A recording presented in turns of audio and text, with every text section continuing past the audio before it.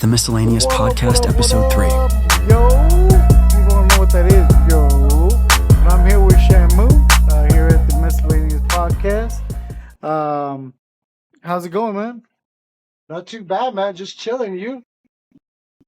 Working, bro. Just working. Trying to multitask here. Just working and chilling, dude. Trying to hop on and see how everybody's doing.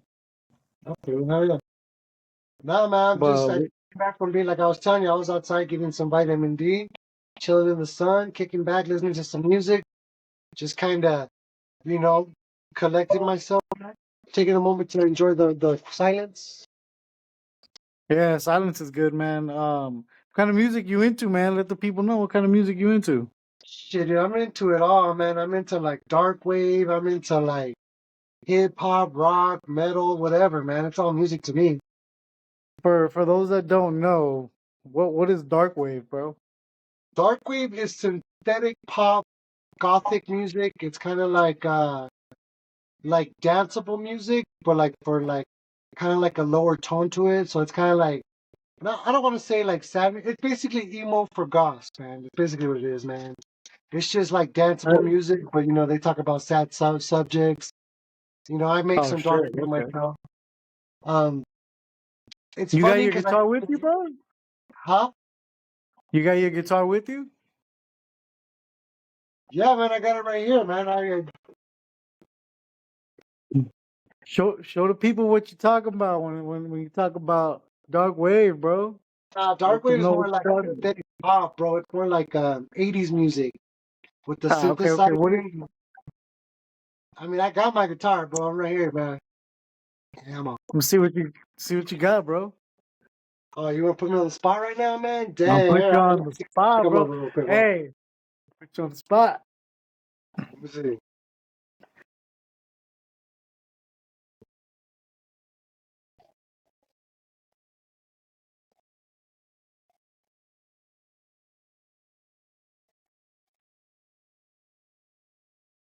That's all I got right now, man. Yeah. But, I And mean, I played hopefully, rock music. I played banda. I played it all, bro. I'm a bass player. This is a 4-string acoustic bass. Music's always been my perfect. outlet. You know what I mean? Yep, I get you, man. We need those outlets. Basketball's always been my outlet, man. And yeah, I like music, love music. I used to, you know, freestyle and do all that, but basketball's always been my outlet. That and chess, bro. I'm a pretty good chess player, so I I mean, like chess. sports have always been, they've been fun. Football, wrestling, basketball, MMA, bodybuilding, CrossFit. My last one was strongman. So to me, that's fun. That's just a fun activity to do for me. Yeah, man. I mean, it's easy when you're 6'2", bro. Yeah, I want to be 6'2" and be able to play some basketball. Shit. But The funny MMA, thing is bro. that I went, what happened? What is it? Your No, MMA, man. How'd that go? um, I was 2-0. I got into a car accident back in 2009. It, Shit. it basically fractured my hips, had 10 hair fractures. You can all these scars on my left hand side were from the car accident. Um, I thought that shit was from MMA, bro. nah, I got a kick from this scar right here is from MMA, but this is all from a car crash. Went out one night. A bar was closing. They were having to come drink with me, and I took a homie. We drove drunk. We weren't supposed to. I offered a taxi. He said he was good. I didn't know his brakes were bad. The brakes went out on us. We hit the back of an F-150, lifted F-150. The bumper hit the glass. I put my arms up. There was glass all up in my arm. Uh, it was just bad, man. It was bad. I have pictures of it and stuff like that, but it was an experience that made me learn that you gotta take more responsibility of your drinking and more responsibilities with your life. Definitely, man. That's crazy. I didn't know that that's why what happened. I knew you were doing like the MMA stuff. Um, that's funny because people are gonna be like, "Ain't she has cousins?" But there's just a huge gap of like growing up, and we used to go there all the time, and then just kind of stop as you get older, right? Um, but that's crazy, bro. I didn't know that. Um, where did you do where'd you do the MMA at? Was it So like a I gym? actually have a few gyms. I used to be at Eclipse. It's closed now. I learned my boxing there, and I already did wrestling, so I already had a wrestling background. I went to Um, Myth and Mats, where it was on in 22nd and Swan right here in Tucson, Arizona. It's actually closed down too. I learned judo, Muay Thai, and more boxing there. She flipping me out. Hey, well, she's flipping me out. doing gang signs.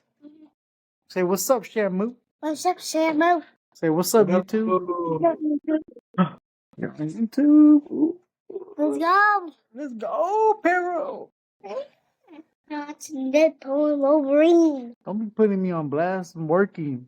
No, they're gonna pay the bill. Yeah, we gotta pay the bills.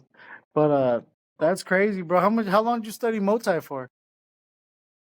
I did boxing, judo for a year, and then Muay Thai. I just started to learn Muay Thai. I was probably like 2 months, 3 months in, and then the car accident happened. That's what actually led me into bodybuilding. Actually, it was kind of funny. Damn. Who's that? Who's that? Bananas. There's a baby bananas. My boy. Baby Monkey? banana Is right that there. George of the Jungle? No, see. What is it? Curious George? I mean, Baby bananas. Baby bananas. That's crazy, man. I know you put music out. You guys put music out. Your band's called Feeling the Effect, right? yeah, it's called Feeling the Effect. And you Um, guys do what kind of music? we originally started as screamo emo kind of band, but we lost a lot of members, so we started doing acoustic. So we played acoustic sets, and it actually took off. We were able to tour on it. We did a lot of venues in Tucson. We did some venues in Phoenix. We've actually got to travel to Mexico, the Via de Quino, and perform in Via de Quino. Um, Damn. we actually were given a festival to play, but since we all were at different places in our lives where we couldn't really do it and couldn't really focus on the band, we kind of took a little hiatus. But we just recently found one of the members of our band again, and we started doing it again, and it was like we never left. So we're starting to make new music. We're hopefully going to be recording and be releasing it pretty soon. Yeah, man, I'll definitely do a review on this channel here for you guys. But I know JJ was the one that does that scream, right? Yeah, he's a singer. Um, he's a singer. I'm one of the growlers and shouters. Um, Justin has clean vocals, so we have quite of a set of people, a group of people that can actually do something in the group, more than one thing. That's good, man. But yeah, dude, I mean, lot of that's a lot of things that you do, man. You were a bouncer. You still do bouncers, right? Before you hurt your leg, you were doing the security, the bouncer work. Yeah, I was a security guard bouncer. Yeah, um, it's been my bread and butter for like the last 16 years. Like you said, man, 6'2", 250 pounds. I've been a big dude. I've been 360 pounds before. I've always just been a big dude. And it's not that I like to fight. I know how to fight. So it's That's been the difference, it's right? been It's quite a not bit. that you know you like to, is you know how to. Well, I mean, I've always been a big dude, and my mom's always told me that being the big dude doesn't mean you have to be the bully. You could protect the little guys, and I've always thought of that. Like that's what I'm here for. Like I'm here to protect the little guy. That's funny you say that, man, because I did the podcast by myself where I'm talking a little bit about how one thing that really gets to me, it really irks me is bullies.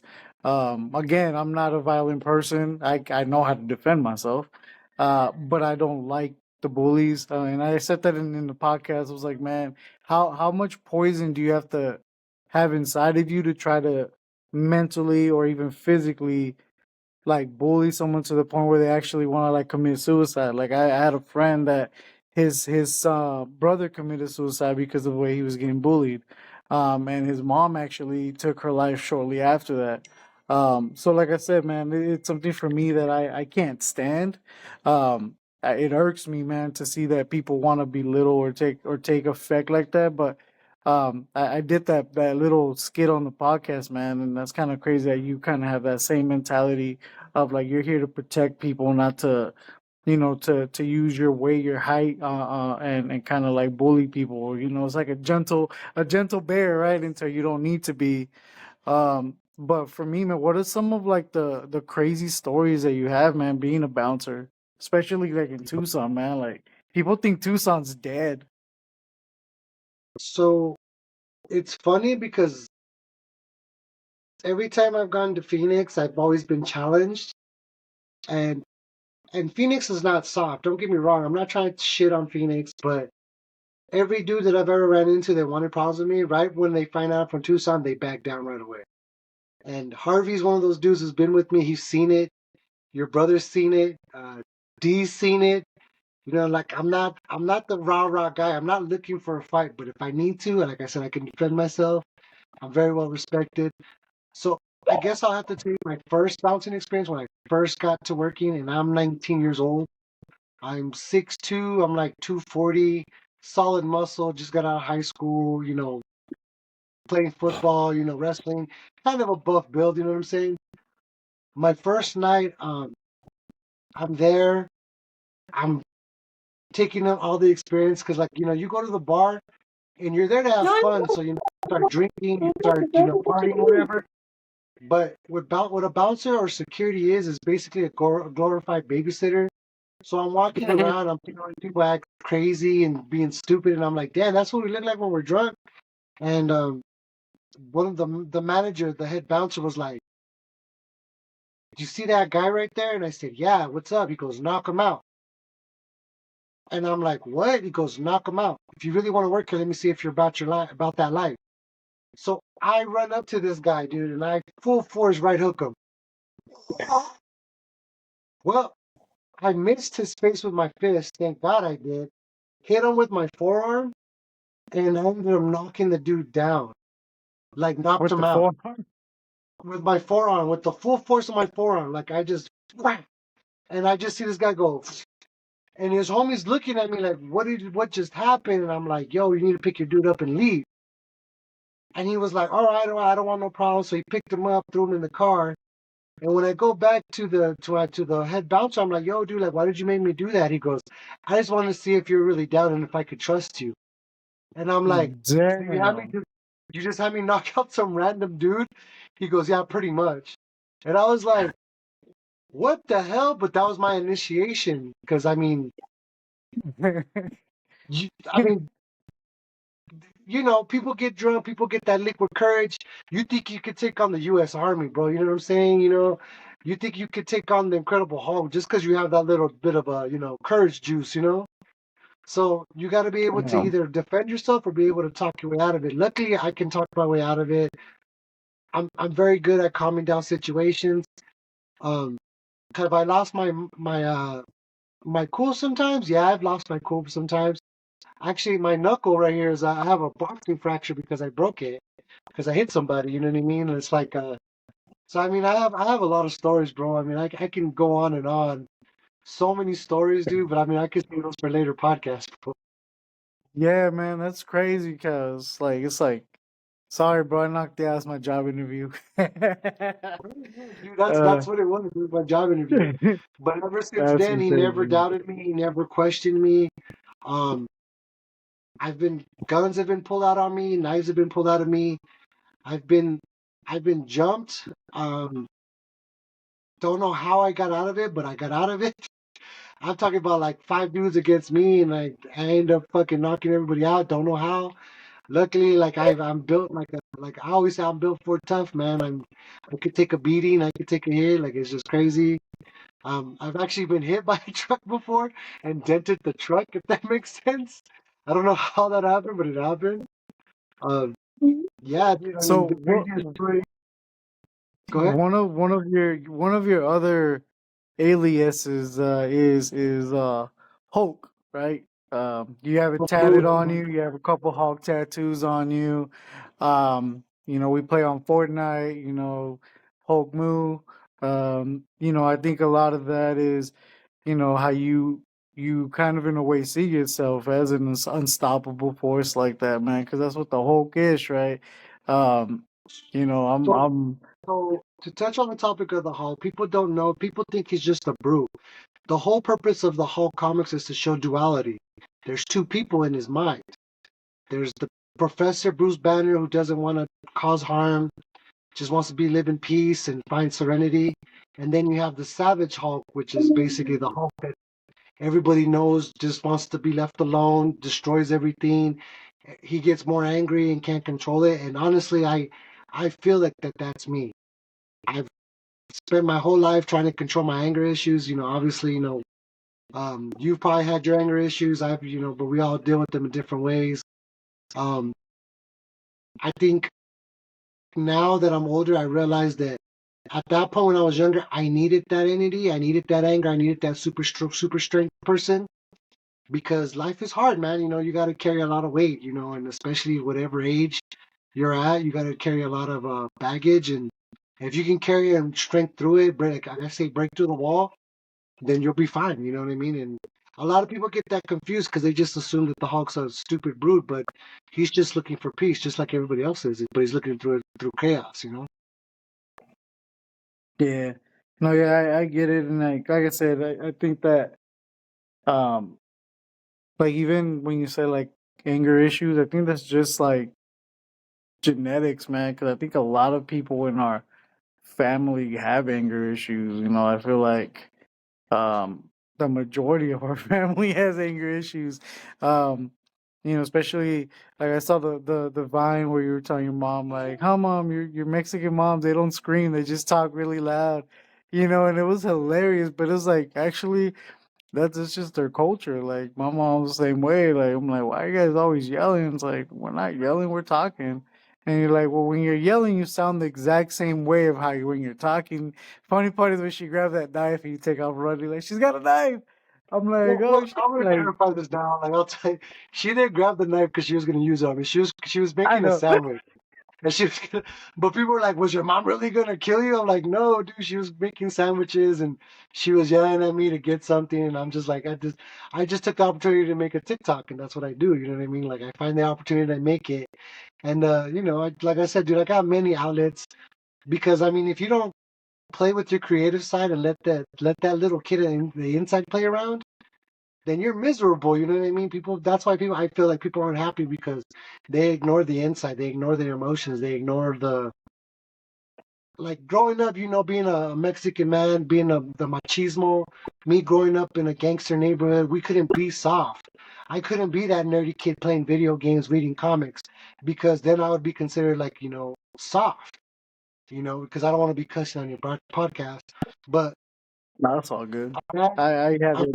It's all good. I have it 18 and over, so you good. yeah, This is a place where you gotta express yourself, man. But like you said, you grew up in a place where, like you said, like gangs and like we all don't come from nice neighborhoods, but it doesn't mean we're assholes. It doesn't mean we're all thieves, we're all crooks. I mean, I grew up on Third Street in Fillmore with Anna, Martin, all of us, and we all take different directions, right? Like my theo surgery used to make us break into houses, saying that it's just the way we grew up, man. It's just the way we grew yeah. up. We used to go to the corner liquor store to buy candy. It was normal to us. I guess a lot of people were like, "Damn, you guys grew up in the ghetto," but to us, it was normal, bro. Like it was something like we were I just mean, having I fun was and all that. I was 15 selling crack at the park, drinking 40s with the homies. Like,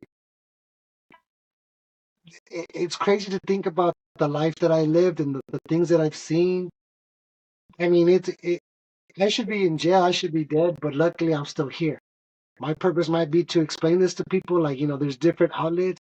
If I would have been told, like, yo, dude, like, focus on football, focus on music, focus on something positive, like, stay away from the hood. Like, I tell the younger generation, there's nothing for you in these neighborhoods. There's nothing for you other than trouble, and bullshit. That's all there is. There's nothing. You never get. It's like it's very rare when someone from the neighborhood gets out of here, but that's because they took a chance. They decided to do something different, and that's Right. what I want to teach the younger generation. That's crazy you say it because like I know that you allow your daughter to play football. She's playing basketball.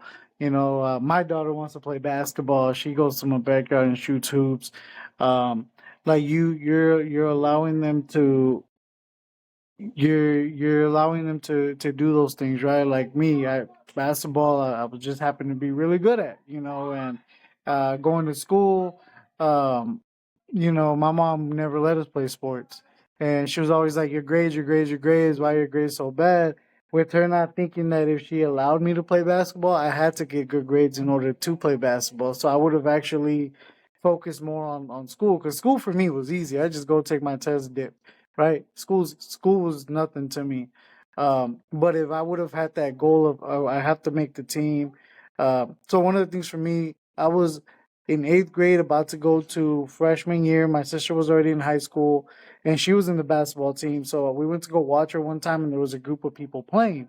I was like, "Oh, I want to play," so I started playing with them. And then the coach was like, "Hey, yo, you made varsity." I was in eighth grade. I wasn't even in high school yet. And I was like, "Oh, I just came here because my sister has a game. I thought you guys were just playing." And he's like, "You don't come here?" I was like, "No." And they even gave my mom like letters for me to go play with them and everything. And mom was like, "No, from school you got to come home, and you're gonna waste all your time playing." Like it's the uneducated version of what we become, right? Because of everything that she thought that, oh, they're gonna kidnap you, because Alfonso, my older brother, which I will talk to later on my podcast about, he got kidnapped when he was younger. So the trauma that she had, like, didn't allow her to. She got really strict with us. Didn't allow her to let us do those things, right? Um, so for me, it's like, man, she could have avoided a lot of my anger issues and a lot of my like fighting and violence and anger management if I would have just been able to do what I loved at that point, which was play basketball. Um, I think I would have been helpful with my school because I would have been like, I have to get good grades if I want to play. And it's just like for me, when I felt like that was taken away from me, I was like, I ain't got to listen to nobody no more. Like, why? Like I don't get what I want. But it's funny that you say like things like that, like the way that we were brought up, because like I was like, I know, like you talk about like your daughter, you're like, hey, how was your game? Like I think that us as a generation, we do have that next level of being evolved to where we can be like, I didn't get those opportunities, but I'm gonna make sure you get them no matter what. Because I see that with Anna. Like Anna does whatever for her kid to do cheerleading, right? She does the fundraisers, she's going traveling, like all that. And Raylan's a very smart girl. She's very educated. She loves the what she does, and that energy kind of builds you to be like, yo, I want to support that, right? I want to be able to support that. I want to be able to be like chase that, because we didn't have that. Like we didn't have that. Like our parents were like, we got to go to work. You guys figure it out. Food's on the table. You guys figure it out. We got to go. And a lot of that, I think that is kind of cool, man. That we had the lifestyle or the childhoods that we did have, because I see a lot of other people that didn't have our childhood, man, and they're kind of like sensitive and babied in a way. Like they're very like they don't know how it feels like to be like, yo, I might not have food today. But I guess I won't eat today. And that's a beautiful thing that we went through. Now that I'm older, I take that with a lot of appreciation that we got through that. So, but yeah, man, that's kind of what I feel about that. Yeah, I mean, I think, like you said, generational gaps are totally different because our first generation of family was, our parents coming here, not knowing the terrain, not knowing what to expect. So I get why they protected us and try to put us in a bubble, and us being that first generation to be able to explore the new land, I The guess you new could say, land. you know, kind of made it to where we actually had to go out there and explore and judge stuff for ourselves. And like I said, my mom didn't want me to play football. I forged her signature. So I took it into my own hands and I forged her signature to do wrestling. I forged her signature to play basketball, like because that's what I wanted to do at that time. But then again, at that time I was also really into friends and like hanging out with my friends, doing drugs and all this other crazy shit. So through my experiences, my daughter, I want her to have those experiences. Like she said, like she was playing football. She surprised me, Dad, I want to play football. And I was like, is that really what you want to do? So I spent the time, I taught her everything I knew, practice with her, run drills with her. And by the time her coach got her back, her coach was like, who's this player? Like, where'd this person come from? And I was like, look, man, you're working on your offense, but you're forgetting about defense and this and that. And he was like, do you want to be a coach? I'm like, I don't want to be out here, bro. Like, I'm just teaching my daughter because I want her to be able to play and protect herself. Like, that's it. Oh, what the hell are mosquitoes in here? But like like you said, man, like, people don't live how we live. People don't understand what it's like to starve. People don't understand what it's like to be out here grinding, or understanding that, like your parent can't be there for you all the time because they got to put food on the table. Like, I understand. Like, I'm not making no excuses for what my mom did, because I grew up with just my mom. I don't know where my dad was at, and what I know from my dad is nothing really good. So, I mean, the way that I'm raised and born now, and the way I treat my kid is the same way that I would want to be treated as when I was a kid. You know what I'm saying? Like, I let her, you know, be creative. She loves to do art. She'll get her tablet and she'll start drawing. Dad, check this. It's a huasacato. A what? It's a Mexican lizard from Mexico, and it's and I'm like, I thought that was a Pokemon, but she's talking about an actual lizard from Mexico. Like, I'm like, you know what I mean? And you're right. The creative side also leads to them learning. So I mean, it's definitely a change from the Mexican culture to where we're teaching them now. Because I mean, you could honestly say where we're teaching them is the American Mexican culture, because we're on their asses, but we're letting them express themselves as well. Yeah, and that's cool. And shout out to that man, because um, you do, like, you allow her to play football, right? A lot of people, oh, that's a guy sport. Nah, it's not. And like you said, she likes to do art, bro. And on the podcast that I had, I said something like that, like we're put here, we're brought here to not just be able to do one thing, right? Not to just be stuck in doing just one thing. Like we think about it like a doctor, is just a doctor.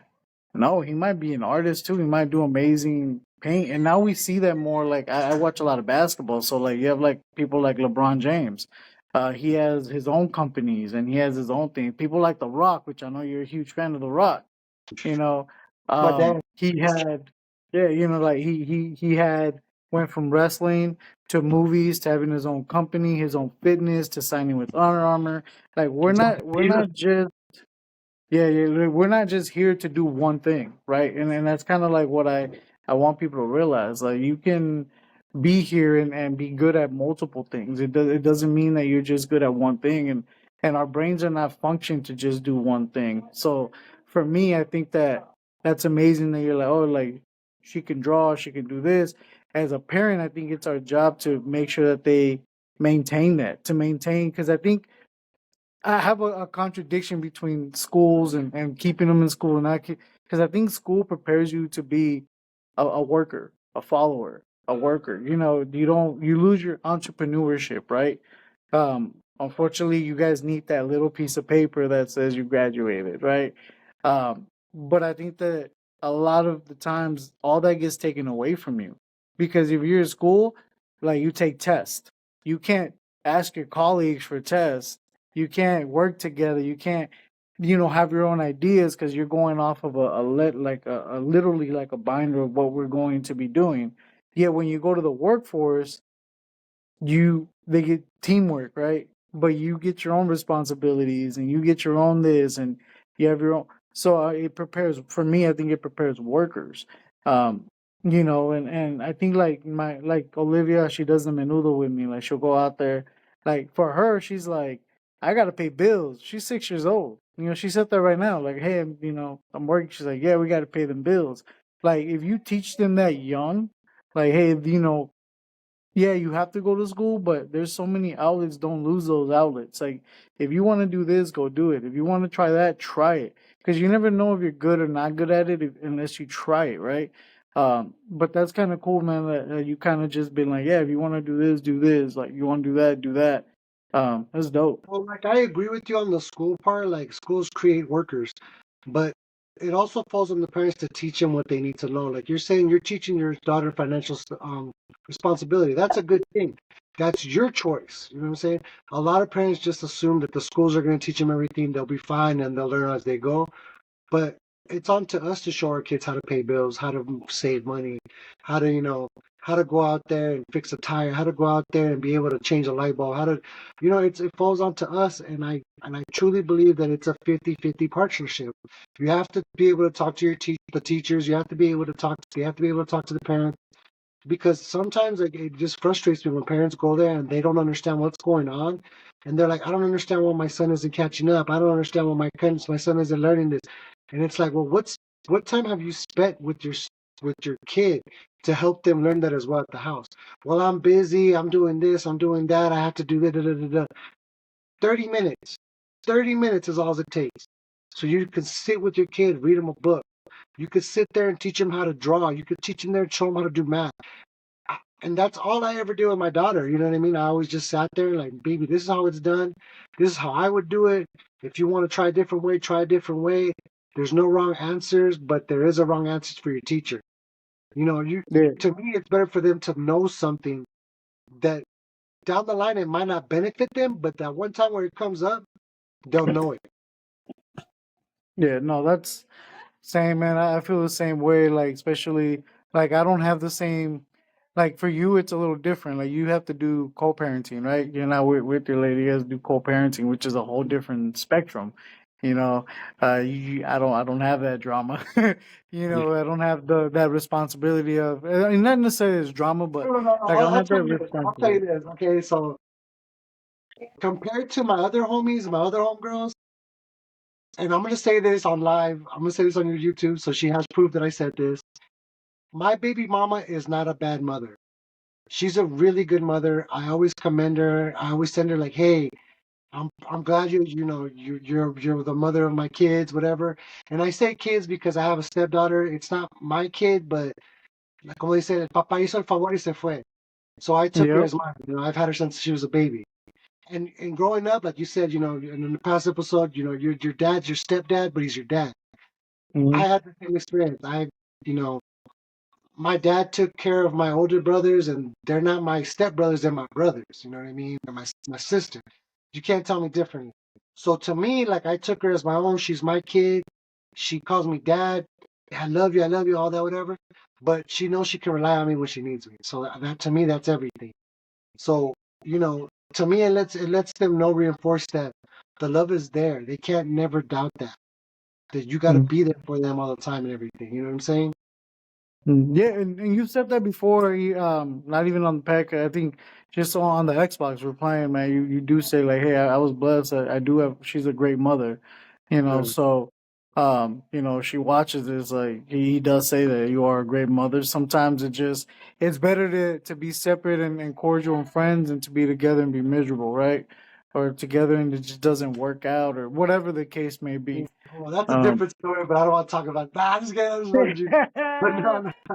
But no, for real, like I said, dude, like, she's very understanding. She's very, like I have friends that are like, dude, my baby mama won't let me see my baby today because I didn't pay child support, or I missed the meeting, or I missed that, this and that, and now she's punishing me. I'm like, she's not punishing you, she's punishing the kid, man. Or I got homegirls that, my fucking baby daddy wants nothing to do with his kid. He's, saying it's not his kid. He never comes visit him. And I'm like, dude, like, in the long run, you're not hurting the kid. You're hurting yourself, man, because then when you want to have that relationship with your kid, it's not going to be there. And you're going to expect it. It's going to be harder down the line to take care of that kid. And mhm. that's what I prepare my step kid for, because I don't want her to be like, my real dad doesn't love me, doesn't care for me. Later down the line, he wants to have a relationship. It's not going to be there because he didn't work as hard as I did to establish that relationship.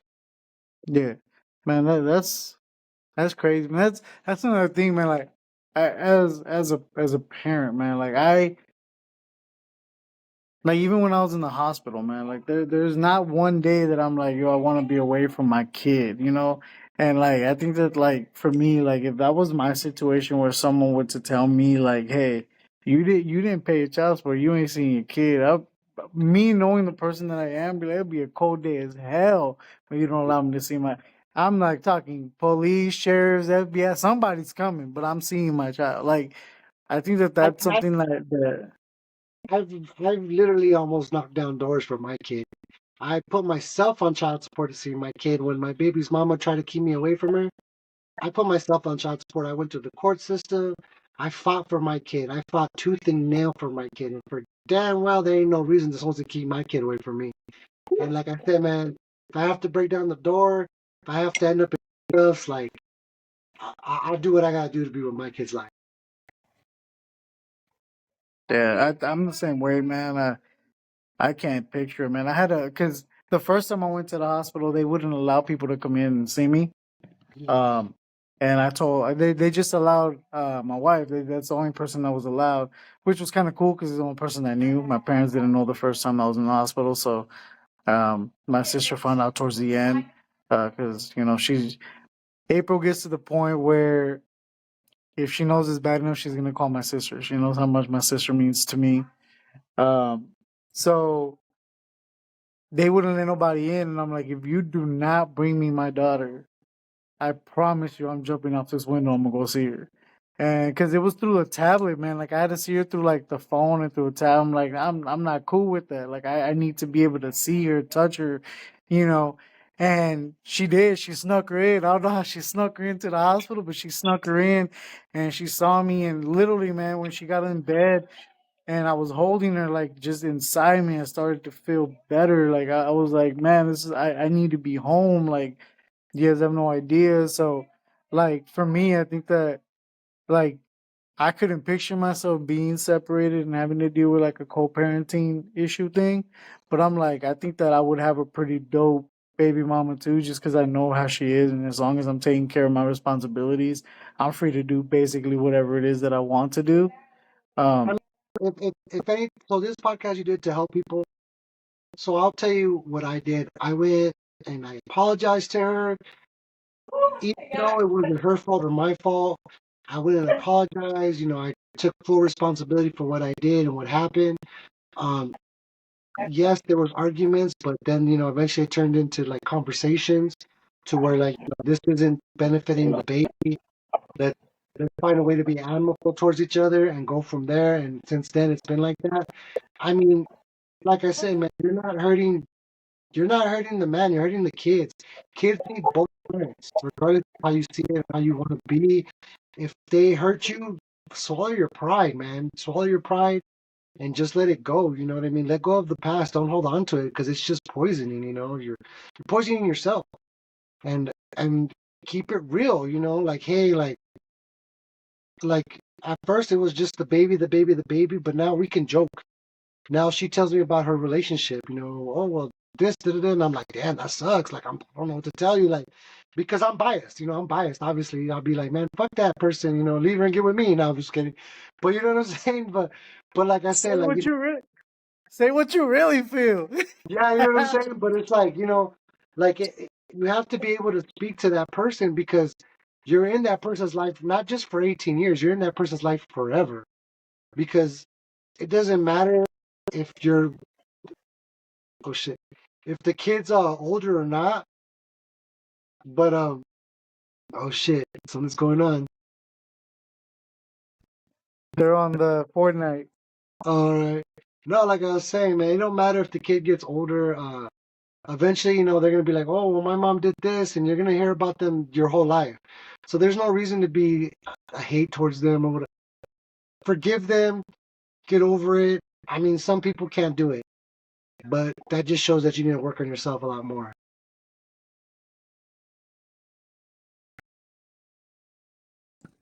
I get it. I'm gonna take my ass outside. I told you. Y'all talking about making podcasts. These kids are loud when they're on their game, just like we are. Yeah. It's No, almost. but man, it's nice out here today, actually. Um, but like I said, man, I personally, man, I think that um, a lot of damn, my phone going crazy. A lot of the times, dude, I don't think that you can't say you have a healthy relationship if you don't have arguments, fights, and disagreements. Oh, A lot of the people that I know that that I know from past work or whatever, like they never seem to have issues, problems, and I'm like, I see you guys in public and y'all can't stand each other, but everything's supposed to be cool. I'm like, I think a healthy relationship has to have drama and arguments and like good arguments, not bad arguments to where you guys are getting violent, but like disagreements are always healthy, right? Because like me, if there hasn't been a time where I'm like, man, I want to leave this person or I wish I would have got a divorce. I wish I would never hooked up with this person. And then like picture myself without them, be like, yeah, never mind. Like you don't really truly appreciate that. Like I don't think you really would truly appreciate like you have to be able to be going through the hard times and be like, yo, she stuck with me, like I stuck with her, because dealing with women, bro, it is fucking crazy. Like I don't know how else to put it. I mean, honestly, I'm going in because I was married and like I'm divorced now. But now that I've had the time to think about it and gone through counseling and conversated with my counselor and the stuff that happened, my ex-wife was trying to keep up with the Joneses. She wanted to keep up appearances. And me being a minimalist where I don't care about luxury, I don't care about having what's new, that that that was the biggest clash we had because she wanted to keep this image of us being perfect, but we're not perfect. No one's perfect. And if you can't be real and honest with yourself, take accountability. That's a big word right there. Accountability. And a lot of people can't do it. I'm gonna tell you, like 80% of the people I know, they're not accountable for shit. People say that, you know, everybody's delusional. Everybody is delusional. And it's just not females, it's just not males, it's everybody. Everybody wants to pretend that everything's all right. They want to be these popular influencers, millionaires, whatever. But no one, like I told you, no one's gonna sacrifice that to be what they want to be. And that's the biggest thing that I have a problem with society now because everybody just feels like they deserve to be famous. They deserve to be rich, but no one's willing to work for it. And Yeah. me being able to self-reflect on my issues, because I told you before, man, I'm a recovering addict. Been on pills, done alcohol, um, all kinds of things. Oh, here you go. We got Rick. What's up, Rick? I was just gonna listen. Oh, so like I said, man, being a recovering addict, like I do still smoke weed, but I don't smoke it as much. Like I'm not doing it like Nate Dogg smoking every day. Once in a while, I'll do an edible because of my body's sore or I have trouble sleeping, but never to the point where I used to do it because I used to mask the pain. You know what I mean? I almost died off of pills. I've almost died off of alcohol. Like I said, we got into a car accident. And now I understand that I'm always going to be that alcoholic. I'm always going to be that drug, that pill popper. But if I can control it and understand it a little bit more and why the reason that I was doing what I was doing, it benefits me and it makes my life a lot better.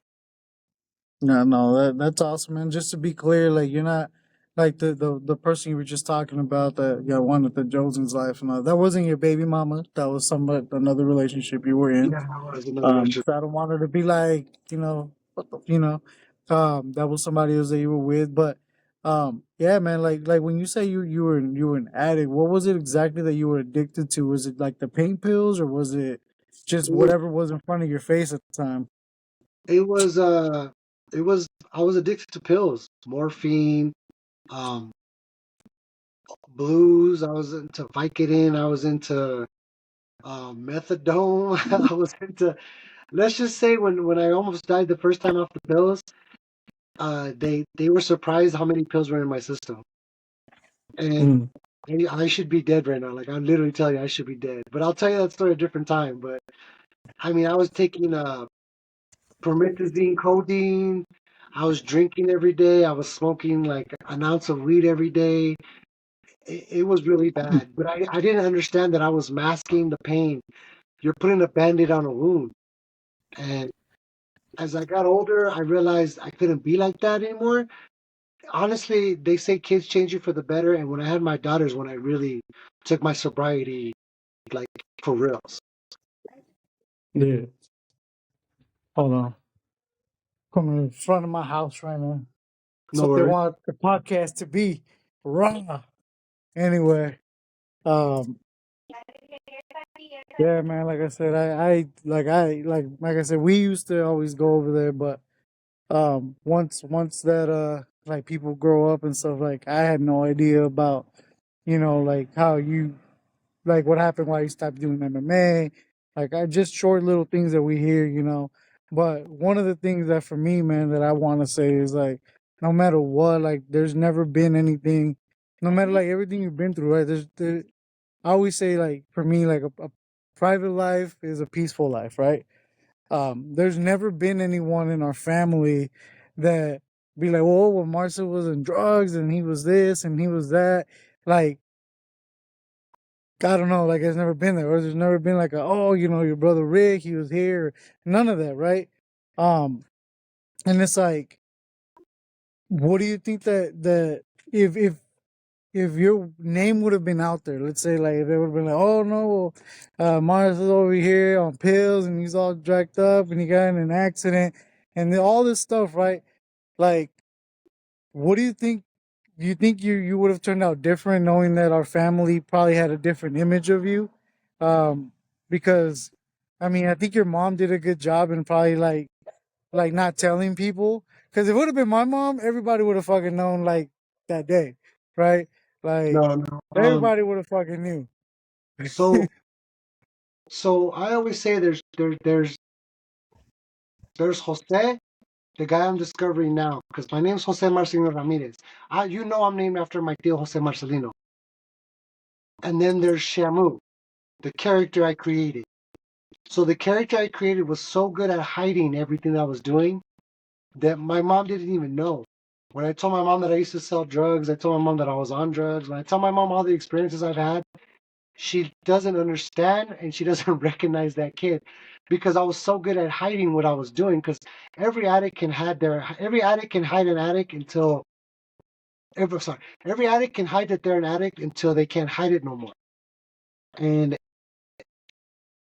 for me, it just didn't come out like that because that's what I didn't want people to see. And now that I'm older, I realize, you know what? I thought I was hiding it, but what I was doing was making it seem that I was the life of the party. Because everybody knows me as that crazy, wild guy that, likes to have a good time, have fun, which was me for a long time. But now that I'm older, I realized that that was just the character I was playing to fool everybody. I was being the fool. And understanding it now as I get older, the pain that I felt back then, no one would understand it because I had no one to talk to. So all these friends I thought I had that I was this big character, I mean, I would call myself like a D-list celebrity because I was known around Tucson. Like everybody knows who I am, but no one knew who I was. You know what I'm saying? So it's kind of weird to think about it because, like I said, my mom didn't know the severity of things until I was older. And I didn't know how bad it was until I got divorced and went to counseling to where I see that I had an addictive personality.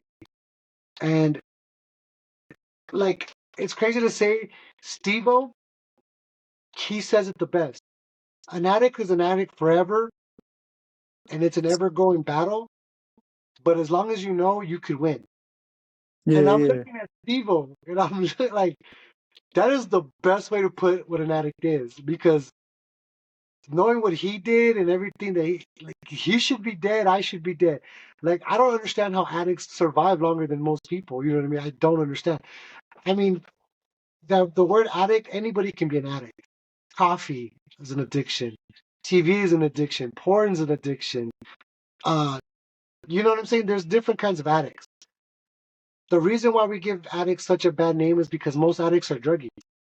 And you know it. You see them all the time. And that's what you want to compare. That's what you want to see as an addict. But there's different type of addicts. We're all out here. We just don't say we're out here. You know what I mean? So what's the best way? You hide in plain sight. So I was this big character that hid in plain in front of everybody. So no one knew that I was an addict. And like you said, yeah, we grew apart. I mean, I travel to Phoenix like at least once a month. So every time, I went to your mom's house or I saw your brother, where's David? He's busy, he's doing this, he's doing that.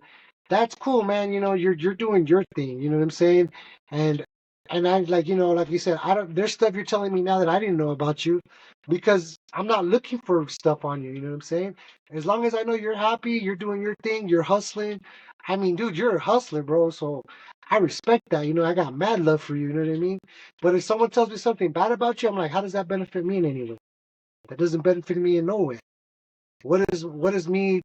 What does me going out here beating up 30 guys help you? Like, you just think I'm a bully. You know what I'm saying? Like, that doesn't make any sense. Like, to me, you know what I mean? Like, what's better? Like, oh damn, uh, he beat addiction, or damn, dude, he was doing strongman, and he was doing MMA, he was doing this, he was doing that.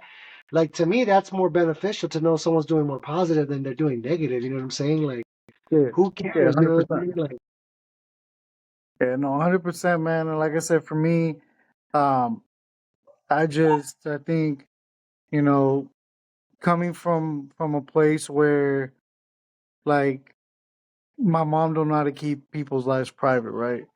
And still being able to be private. Like I said on the podcast I shot, I was like 98% of the people that know me don't even know where I live. They yeah, don't even know what I do, what I really do. They don't.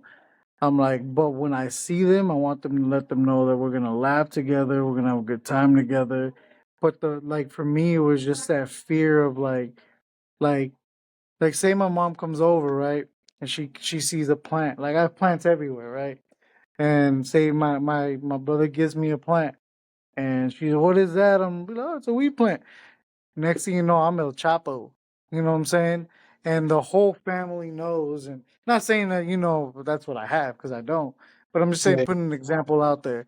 Or let's say that, they say, oh, like I got arrested for, a money embezzlement or something with a business that, they all of a sudden, like she has a way of turning things so negative that I feel like every time that something positive is going to happen, if it's not an explanation for it, like what if I can buy 3 Teslas right now? What would she think? She ain't gonna think, oh, it's his job, it's his career. Oh, he must be doing drugs, and he must be doing like my parent and your parent are different. Right? My mom goes to the I negative understand that. 100%. I mean, like, your brother always tells you, like, my mom talks bad about me and this and that. And I'm like, look, dude, we can't choose our parents, man, but she's not living your life. You know what I mean? Like, she's Right. not living your life. And they all grew up different eras, different times. Um, my mom, she's just that person that's a caregiver. She takes care of us. I'm a grown ass man. I hurt my foot and she's still babying me. Ay, mijo, te quiero mucho. Ay, te traje sopita. Mijo, te limpio esto. Mijo, da, da. And I'm like, dude, like, to me, that's an example of a good mother, but that's my example. I Right, right, can't, right. everybody that knows my mom respects my mom. They're scared of my mom, terrified of my mom, because my mom's gone outside at 2 in the morning with a knife. Get out of here! What are you guys doing? We're drinking, whatever, having a good time in the backyard, and everybody still remembers that. Like, oh, do you remember your mom freaking came out with the knife and almost cut us because we were partying in the back? And I love your mom, and your mom's badass. And like, yeah, dude, that's just my mom, dude. Even my older brother's friends to this day, dude, your mom, dude, I respect your mom. She's fed us, she loved us. It's just how it is, dude. We can't pick our family. We can't. I mean, you can make your family, but you can't pick who your family is. You know what I'm saying?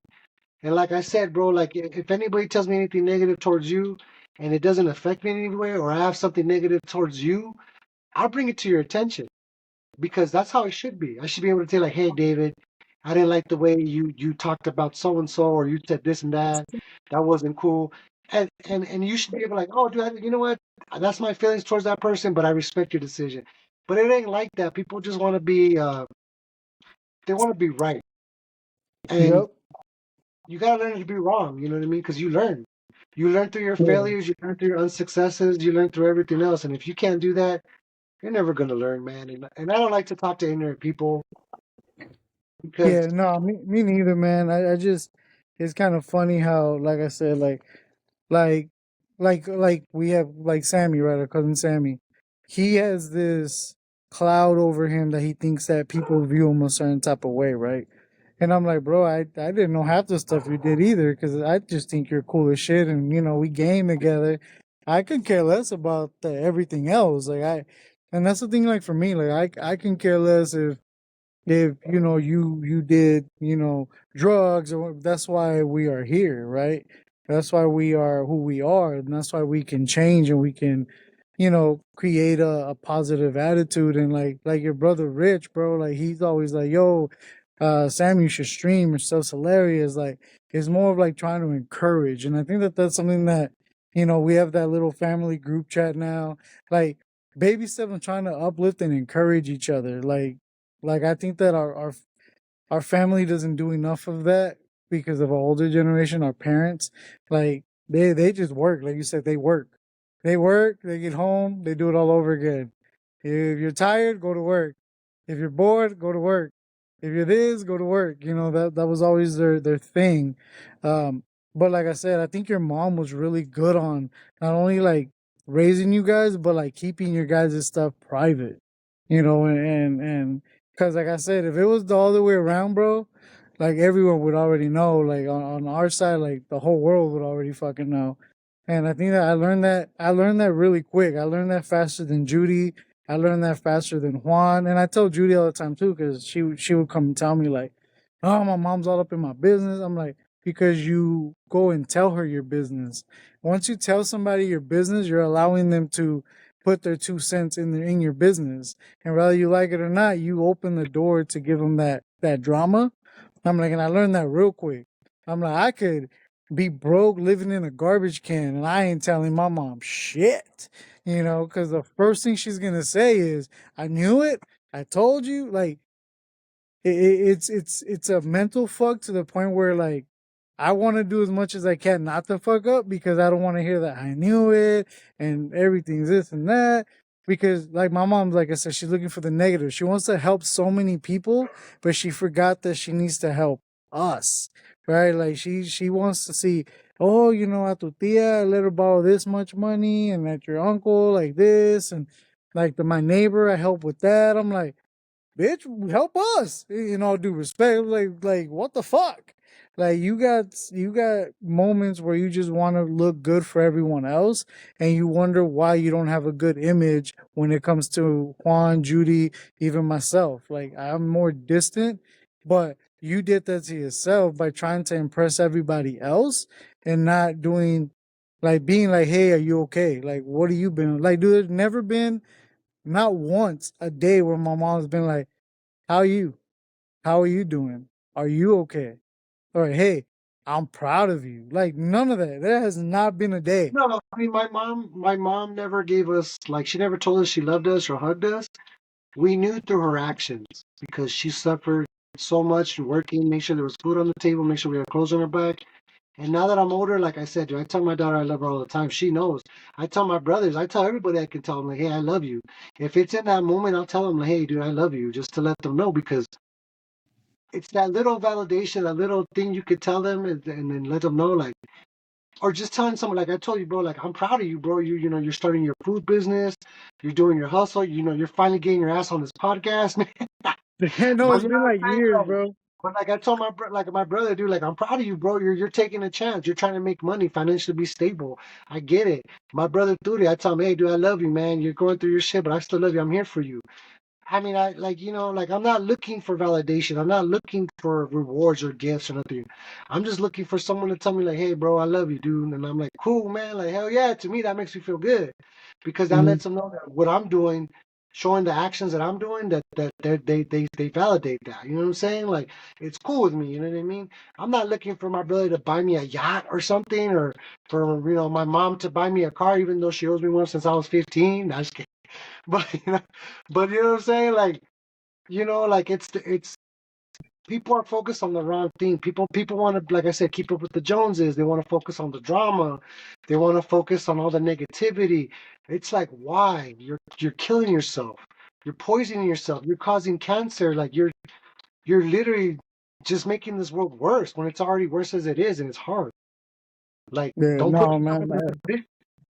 Yeah, I 100% agree with you, man. And I want to say thank you, man, for sharing a little bit about you. And people, Definitely, bro. hopefully they get to know more about you and more about, like I said, like I told them, you have your band and you have all these things going for you. And hopefully, I can get your your music out here and have people react to stuff like that. But this channel, man, I wanted to touch on touchy subjects, but make it to where we can express ourselves, we can feel better about ourselves, and know that we are important. That's the biggest thing, man. I think that people sometimes don't feel like they're important when they are, and I used to tell people, like, when I'm out eating with April and the girls, that little bubble that we have, that is our world at the moment. That's the only thing. The people next to us, that is their own world, because we don't know what they're going through. We don't know what they're doing. They're just out having dinner. Maybe that's the only dinner they can go out to in a month, and they're having that moment with each other, right? So I'm like, let them have their own little bubble, be respectful, laugh. I fucking helped somebody carry their groceries at Fry's, and the lady was scared. And I'm like, I was dressed really nice. She was just like, "What's?" I'm like, I just wanted to help you. I saw you were struggling, and I helped her. And then she like tried to give me like $10. I was like, I'm good. I just want to help. Like, I think that us helping people has gotten so rare that when we do it, people are like, "What are you gonna do? Are you gonna mug me? Are you?" You know? And I'm like, I want to get back to doing that. Like I said, having this platform, this podcast, for me, I want to show that. Like, I want to show when we make sandwiches and go pass them out. I want to show when I get like other shoes I don't wear no more. If I don't give them to my mom, I just go and hand them out to people that need it. And I want to share those stories. Like Judy could attest. We went to Nogales when my uncle passed. I took money with me. On the way back, I was like, I don't want to take this money with me. So there's a lady there, old lady, my name and my nana. So I went and I just gave her the $200. I was like, hey, hopefully that helps, right? I don't know what she wanted the money for. She's no lady. Like, hey, I'm not going back with this money, right? So I gave it to her. A lot of things that we do that I don't socialize and I don't put out there. Like, now that I have this platform that I will show and I will do that, I think that, like, when I have my noodle left over, bro, I go out and I give it out. Like, that's just me. Like, that's just what I want to do. And I want people to know, like we help a lot of people. And not just me, but I'm going to say, like, April, right? Like, we help a lot of people out that people don't realize. And it's comfortable to me. I'd rather go eat with someone that's on the street because I learn from them. And I've met doctors, lawyers that just felt better than luck, and now they're in the streets, bro. Like, I understand that we all go through hard times, and I want to share a lot on this kind of podcast, and that's why I want to be miscellaneous, because I don't care. Like, I'll go have a podcast, at a hockey game if I want to. Like, it gives you the freedom to do whatever the hell you want. And some people are gonna like it, some don't. Some people are gonna be like, that's not even a podcast because y'all having a food eating competition, but are you listening to the conversation that we're having while we're doing this? Right? That's kind of what I want to do. Man, that's what I do on mine. Talk to Me Whatever podcast, Spotify, YouTube. I mean, oh yeah, man, share your shit. Share your shit. Like I said, Talk to Me Whatever podcast, YouTube, some Spotify. I mean, bro, like I said, bro, the conversations people can have can help people. And yeah, there's a lot of podcasts, but I think most of the podcasts are just drama podcasts, gossip podcasts. And I'm like, you know what? Those are just trash. But everybody likes what they like, and I get it, man. But thank you for having me on your podcast again, man. I appreciate it, man. It was fun.